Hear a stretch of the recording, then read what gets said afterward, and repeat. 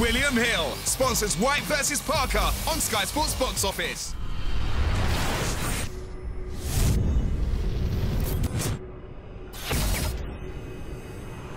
Another incredible heavyweight encounter, still the WBC Silver Champion, now the WBO International Champion, ranked #1 with the WBC, about to become #1 with the WBO as well. So a big night for Dillian White. Over to you guys for questions. Dill, congratulations. Yeah, well done, Dill. Best night of your career? One of the best nights. One of the best nights, you know. Yeah, one of the best nights, definitely. All your thoughts from the 12th when you went down?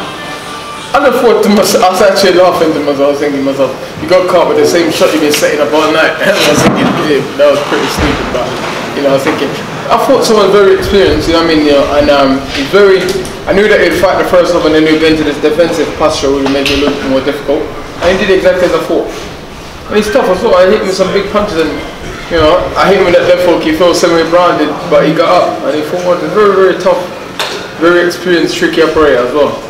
Do you think in the long run that might benefit you so much? Of course, I've had 31 fights, 32 fights, amateur and professional, you know, been boxing 10 years now, you know, so I'm little experienced boxing against these guys, tough experience, but that's what it is, isn't it? You're throwing a deep end after swim and sink. Another belt. Who do you want next? I know what you want me to say. I don't care, whoever man, I don't care, you know, Wilder, Joshua, you know, or if we have to have if I fight him too, I have to wait till April, you know, so within the intermediate fight in the meantime, because I'm still learning, there's still things I need to work on, still need to get a bit sharper, get my weight back down a little bit and stuff, so yeah, you know, but if Joshua wants it in April, he can have it.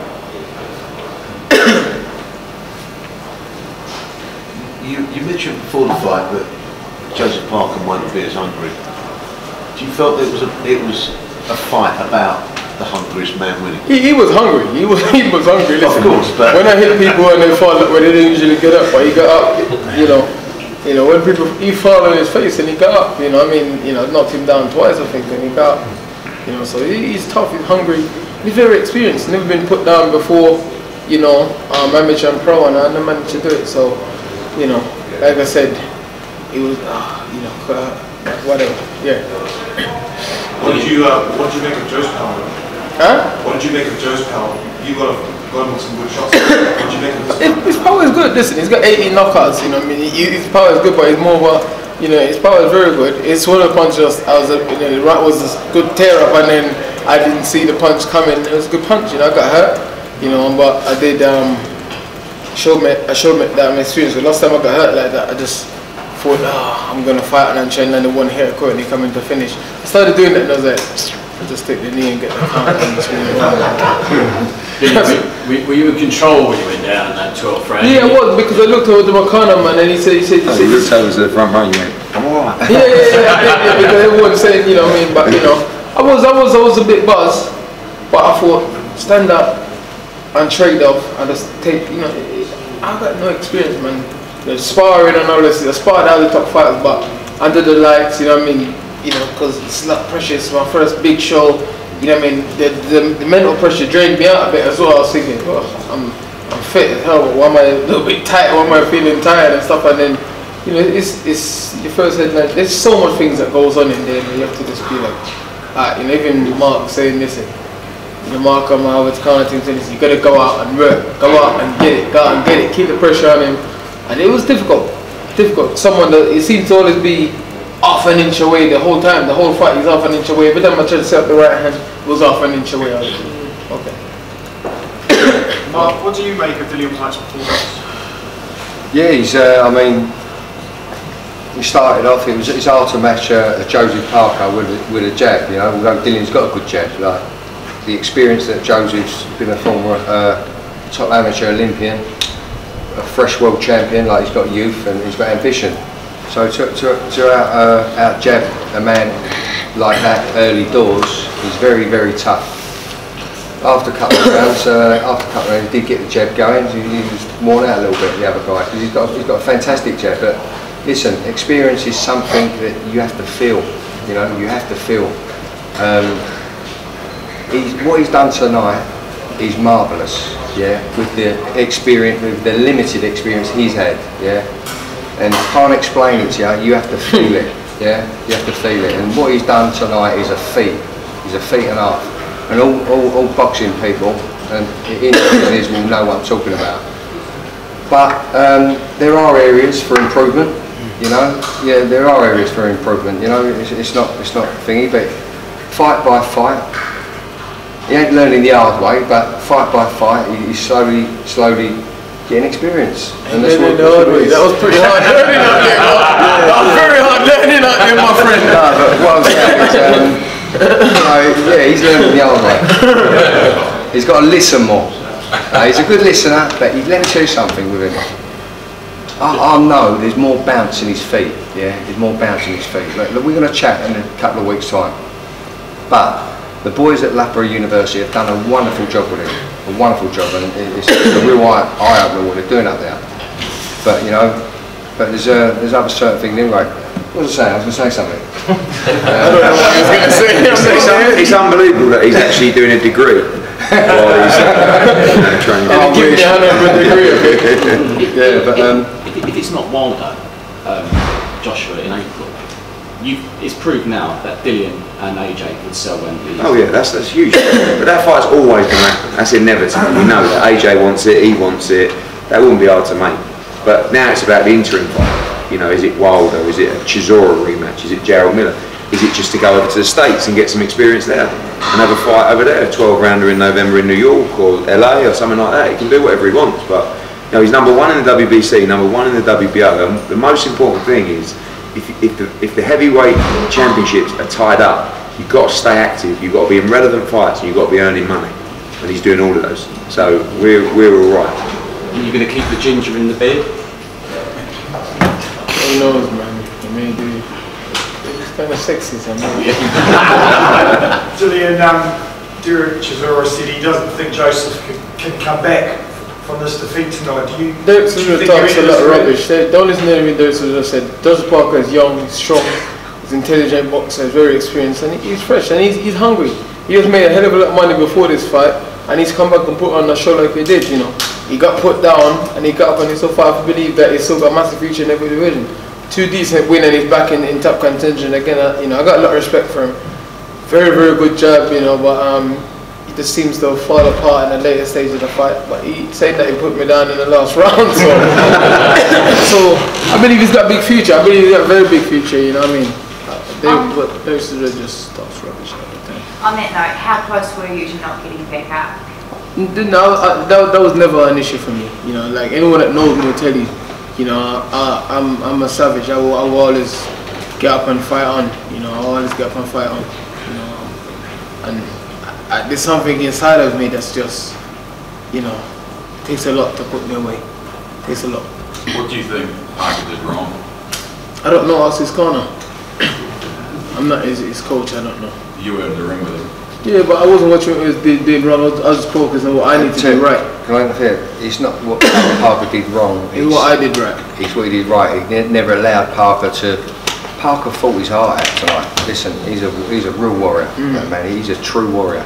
He finally showed that warrior heart. But this man beat a young, just lost his world champion, a young man with ambition and craft and ring craft, and he got the win. And he put him over a couple of times, if I can remember rightly, right? Yeah. I'm joking, seriously. So he's done a feat tonight. He's done wonders. If the Joshua fight happens in April, whenever, what would you do differently? Yeah, he's a taller, more rangy opponent. He has to work on certain things.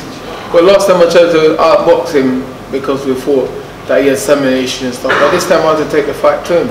Next time I take the fight to him, live in his chest, rough him up a bit, you know, and look for the punch that I believe can hurt him, and I know what punches he's vulnerable to. I mean, you wobbled him in the first fight. That was the second fight. Oh, that's the second fight. Yeah. I wobbled him in both fights with the same punch. So you got to finish the job in the next one. Yeah, that's it. You know, that's it, man. You know, like I said, listen, he's a champ. He's experienced. He's gaining experience on the big show. I'm very inexperienced. You know, we're both inexperienced, but he's more experienced than me. And I'm coming up. I'm learning. I'm working. One thing's for sure, he was watching tonight. Yeah, I thought he was going to be at ringside. No, he's training Sheffield. He He's watching it down there. He sent you. He put a nice tweet out. No. He's cool. Eddie, is that one of the best pay-per-views you've had in a while? Yes. Yeah. It was. Listen, everybody. People have to understand that fighters want to earn as much money as possible, and cards and fights, certain cards and fights can only be put on with that model. So when you put on a show, you know, and the fact as well with the way that we do it, Dillian was important and his team were important to pushing us to make sure that there was value for money on the card, and it was tough. I mean, fights were falling apart. Kell Brook fell out. Sam Eggington gets made. Joe Joyce didn't want to fight. Then up jumps the Doncaster De La Hoya and puts in one of the most like bizarre performances I've ever seen.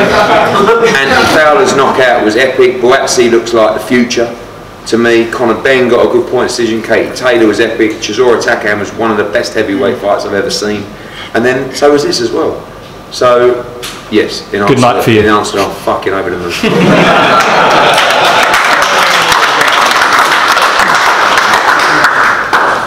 Stop bloody booing me then. Yeah, no, that's alright, don't worry. Dylan, were you at any point in the fight, were you worried, or was there any moment? No, I was never worried. Listen, we knew what we was up against. We knew Parker at speed is very tricky. So I was never worried, you know what I mean? I put myself for hell in these training camps. Training camps was hard. I had a lot of setbacks in this training camp, you know, but that's what it is. I'm a warrior. I never complain or anything. You never hear me complain about anything. I just go in there and do what I have to do and find a way to win. But it was rough, very rough training camp, you know. There's a couple of times when I thought I was even going to make it to the fight, you know, but it is what it is. A great team of people. Is 18 stone your ideal weight, do you think? Right about that? Now about 17.8 is my ideal weight. Yeah, in the 17.7, 17.6 is my ideal weight. But short training camp, and like I said, training camp, we had a lot of issues in training camp, so we thought, okay, let's just get fit, try and move the weight as efficiently and effectively as we can instead of worry about stripping down too much, because you know, it's easy to think, oh, I'm going to strip down to look good in the skills and whatever, and then you take something away from your performance. So we was like, okay, let's worry about performing instead of worrying about stripping out. You know, it's long camps, 14 weeks, whatever. We can strip out for the first 8 weeks and then go into more, you know. So yeah. During the fight, did you feel you needed to bully him and rough him up? Hey, this man here, that's all you say. You gotta get him, rough him, tough him. You know what I mean? You gotta get hold of him, and well, listen, you know, he's my coach. I trust what he said. Fluid boxer, moves his feet. You know, you've got to walk him down and get hold of him. You know what I mean? You know, but his long game. Dillian's long game. We can't underestimate that. He's very clever, very clever. Great body punch. He'll come out soon. He rips them in. He's got a slip of crack. He's got a slip of crack. We'll trim down a little bit. We'll get there. We'll get there. The better the fights is the better I fight. You know what I mean? We'll get all these top fights I've been in, I only fight out of my skin. You know, when the chips has been down, I've rolled the dice. You know, I've never been like, oh, as you can see, I got hurt. I didn't say, oh, I'm gonna. You know, I was still trying to slug it out after I got up, but you know, it's a boxing, man. Do you think you deserve an easier fight next? I don't want no easy fights. You know, we've you know, I think easy fights I don't really get up for them. You know, I need that challenge. I need to, like I said, because I'm very experienced, I need to keep testing myself. And like these big fights, I think I get to camp and I think, let's see how hard he can push this down. Let's see. It's been very hard. I've been sparring cruiserweights and like heavyweight this camp. These guys, you know, I've been sparring even super middleweights. You guys have been running rings around me in camp. You know, doing 12 rounds with 5 sparring partners who's doing 2 rounds apiece, middleweight and cruiserweight. They've been pushing me, shooting my paces, man. You know, it's been difficult. So I love all these challenges, you know. And as the weeks went on, I started catching up to them, started doing great. So, you know, I don't want no easy fights. Giddy, what did you think of the scorecard? About right, yeah, about right. I mean, there's 2 knockdowns, 2 10-8 rounds, a 10-8 round. I thought Parker won a couple of rounds early on, and then he seemed to just get drained of energy by him throwing him around everywhere. Like 5, 6, 7, 8, 9, 10. I gave virtually all of them to Dylan. Might give him Parker the 11th, 10-8 round in the end. Thought 114, 111, 114, 112 was about spot on. As did every single judge. The knockdown early, it was from the head clash though, wasn't it? Yeah, it was a left hook. I saw it was a left hook and then a headbutt. So I don't know which. So I don't know. Yeah, but it was a left hook, and as he went, he got the nut and then went down. But the ref didn't give an 8 count. It was a knockdown. It can.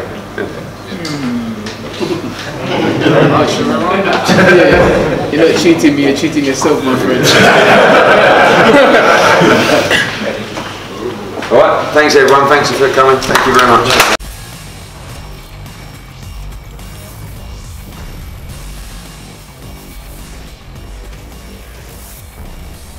William Hill sponsors White versus Parker on Sky Sports Box Office.